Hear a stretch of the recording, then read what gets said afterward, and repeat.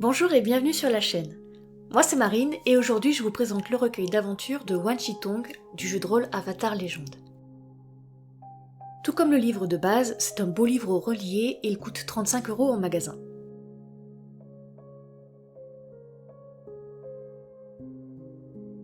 La citation du début nous plonge directement dans l'ambiance. J'accepte de vous laisser feuilleter mon immense collection à une condition. On trouve ensuite la classique table des matières.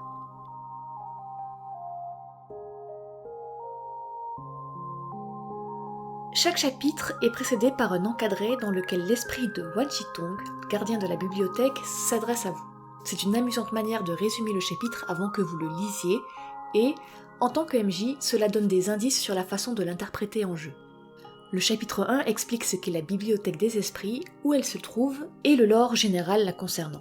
Il y est aussi détaillé les manœuvres spéciales la concernant, comme par exemple marchander avec Wan Chitong ou chercher des informations en douce. La dernière partie du chapitre contient quelques accroches narratives pour amener vos joueurs à visiter la bibliothèque.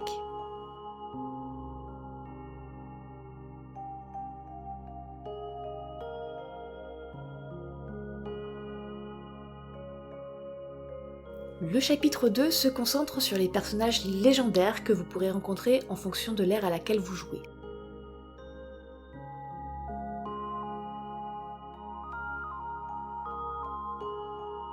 La majeure partie d'entre eux sont de l'ère de l'avatar Aang et de l'avatar Korra, mais puisqu'ils sont les uns à la suite des autres, cela peut vous donner des idées pour créer vos propres PNJ légendaires.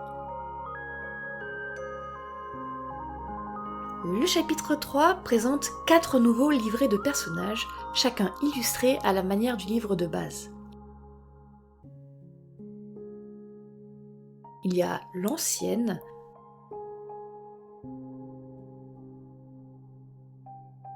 l'élu,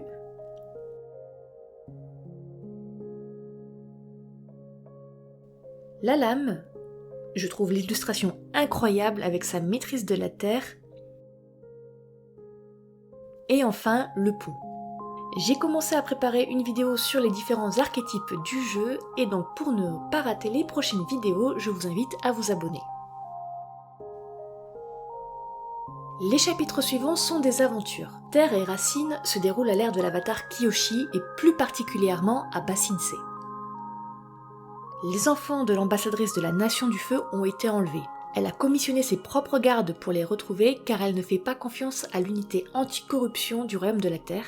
Et elle a plutôt raison car cette unité arrête absolument qui elle souhaite en utilisant ce prétexte et le chaos s'installe très vite dans le cercle inférieur de la cité.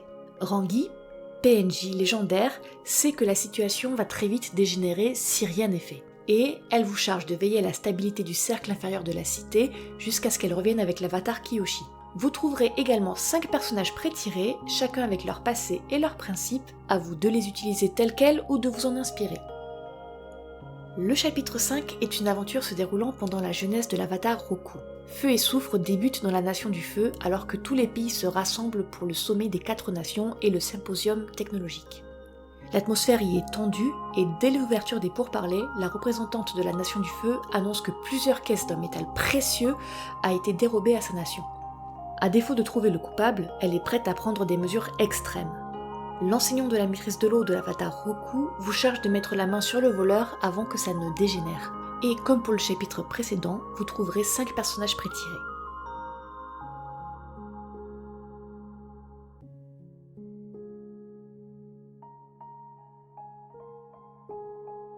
Le chapitre 6, nommé Cendré Acier, se passe pendant la guerre de 100 ans. Vous êtes chargé d'escorter une déserteuse de la Nation du Feu ayant négocié l'asile politique à Ba Sing Se en échange de plans de guerre. Vous devrez traverser le royaume de la Terre et faire face à de nombreuses factions.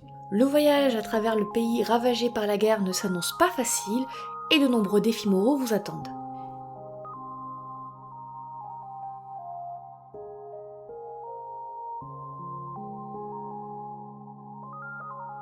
Et, comme pour les autres aventures, 5 personnages pré-tirés sont à votre disposition.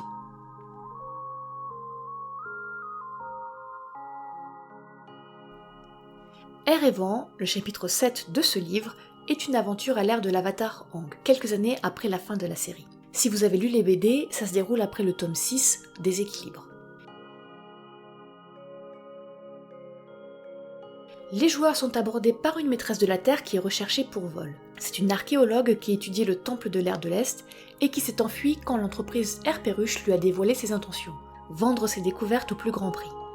Consciente de la valeur culturelle de ces artefacts précédant la guerre de 100 ans, elle souhaite échapper à l'entreprise malveillante et rejoindre l'académie de maîtrise du métal qui est tenue par Toph Beifong.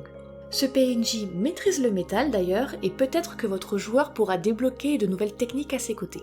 Si vous avez aimé le film Atlantide, l'Empire perdu, cette aventure semble être faite pour vous. Le chapitre 8, Eau et brume, fait un bond technologique puisqu'il se déroule pendant l'ère de l'Avatar Korra. Personnellement, j'aime beaucoup cette période qui fait très années 20 ou 30. Le renommé Varric s'est fait enlever. Entre corruption et jeu de pouvoir, c'est une course contre la montre qui vous attend. Cette aventure change du périple classique et se présente sous forme d'enquête que vous devrez résoudre dans un temps imparti. Et enfin, il y a l'annexe technique qui regroupe juste toutes les techniques que vos personnages pourront réaliser.